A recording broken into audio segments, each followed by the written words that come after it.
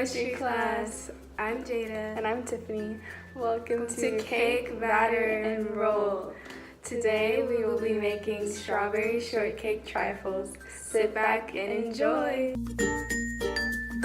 The ingredients we will be using to make our delicious desserts are flour, cornstarch, salt, baking soda, softened unsalted butter, granulated sugar, lemon zest, large eggs, vanilla extract, sour cream, fresh diced strawberries, heavy cream, softened cream cheese, and powdered sugar.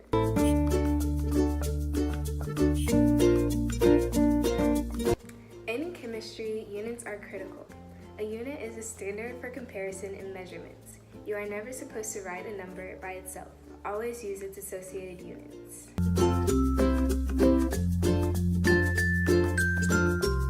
When baking, the metric system is used in recipes. In our recipe, we start off with 2 cups of flour, 3 tablespoons of cornstarch, 1.5 teaspoons of salt, and 4 teaspoons of baking soda. We will mix these ingredients together, then set them aside.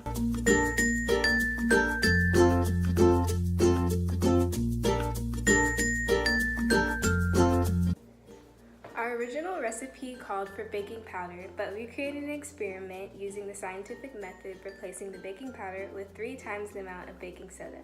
And because baking powder is made up of baking soda, we will need an acid. We will be using lemon juice to help the chemical reaction in our dough for the cake to rise.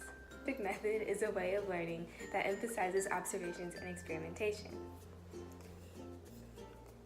It has key characteristics of acquiring scientific knowledge that includes making observations, making a hypothesis, testing the hypothesis with an experiment, and forming a law or theory.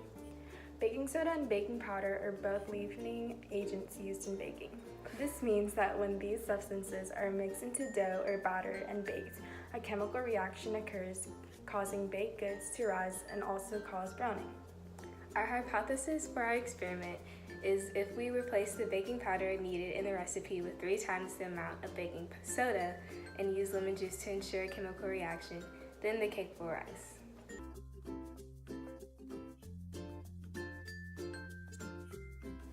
In a separate bowl, we have whipped together 12 tablespoons of butter, 1.5 cup of sugar, and a half teaspoon of lemon zest.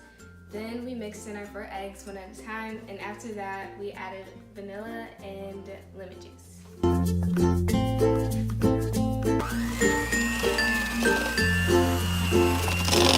We have added 1/3 of the flour mixture and had added in 1/2 cup of our sour cream, and we have mixed it until it is combined. We are going to repeat these steps with flour mixture and sour cream one more time, then add the last cup of flour.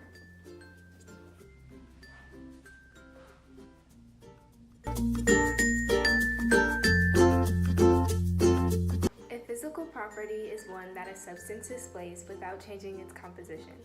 In our experiment, we are using baking soda. The physical properties that baking soda display are color, smell, taste, and state of matter. Baking soda is a white powder that sometimes forms lumps. It is odorless and has a bitter taste. At room temperature, it is a solid, and it is also soluble in water.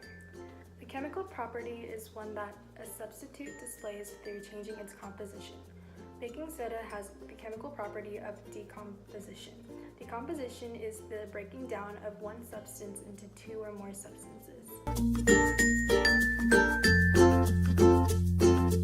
The temperature of a substance is the measurement of its thermal energy.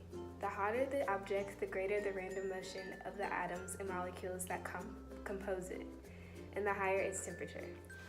Heat is a transfer or exchange of thermal energy caused by a temperature difference. For instance, heat causes protein from the egg to change and make the cake firm. Now we are going to pour the batter into a prepared baking sheet.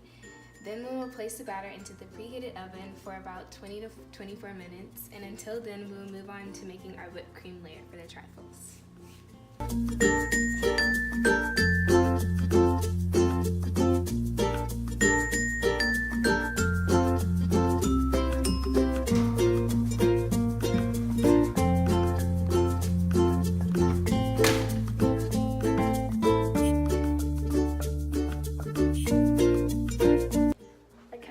reaction is a process where one or more substances or reactants are converted into different substances via a chemical change. Chemical reactions often emit or absorb energy. When baking a cake, leaveners like baking soda or powder produce carbon dioxide bubbles, which are trapped by the starch in the batter and expand during baking, causing the cake to rise. The formation of bubbles displayed by a batter is one of the signs of a chemical reaction. More examples of signs of a chemical reaction are color changes, the formation of gas, odor changes, and temperature changes.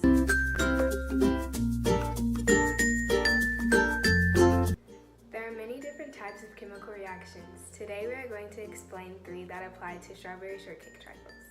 The first reaction is known as the Maillard reaction. When the baking temperature reaches 300 degrees Fahrenheit and sugar undergoes a chemical reaction between amino acids, proteins, and reducing sugars. The result is browning, which forms the crust of many baked goods, such as bread. Our next chemical reaction is an exothermic reaction. An exothermic reaction is a chemical reaction that releases energy through light or heat. Our last reaction is an endothermic reaction. An endothermic reaction is a type of reaction that requires or absorbs energy from its surroundings. This reaction helps change the batter into a fluffy texture. Back to making our strawberry trifles. Next we will make our diced strawberries.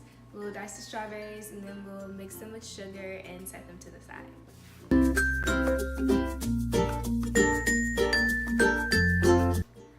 Nomenclature is a collection of rules or naming things, and it can be used to name simple ionic and molecular compounds.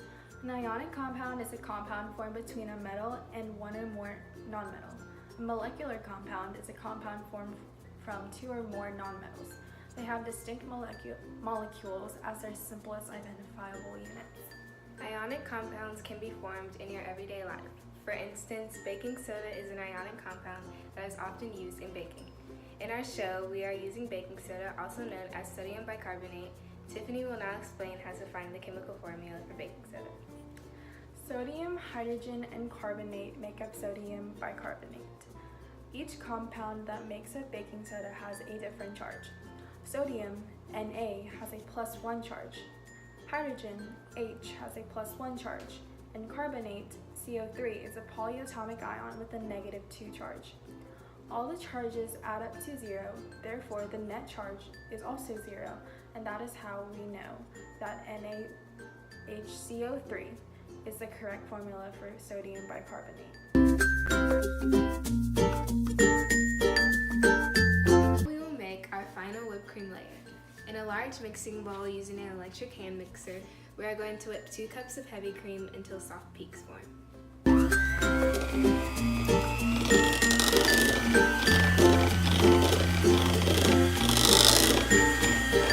Next, we'll add the cream cheese mixture into the heavy cream mixture.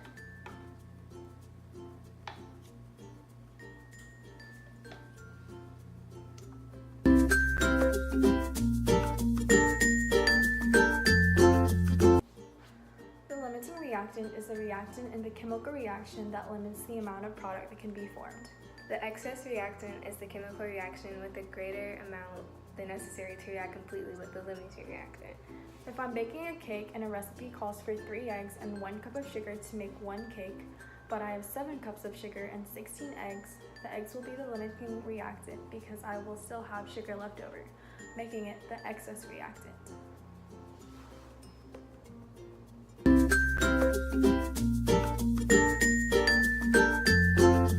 For our last step, we will be assembling our strawberry shortcake trifles.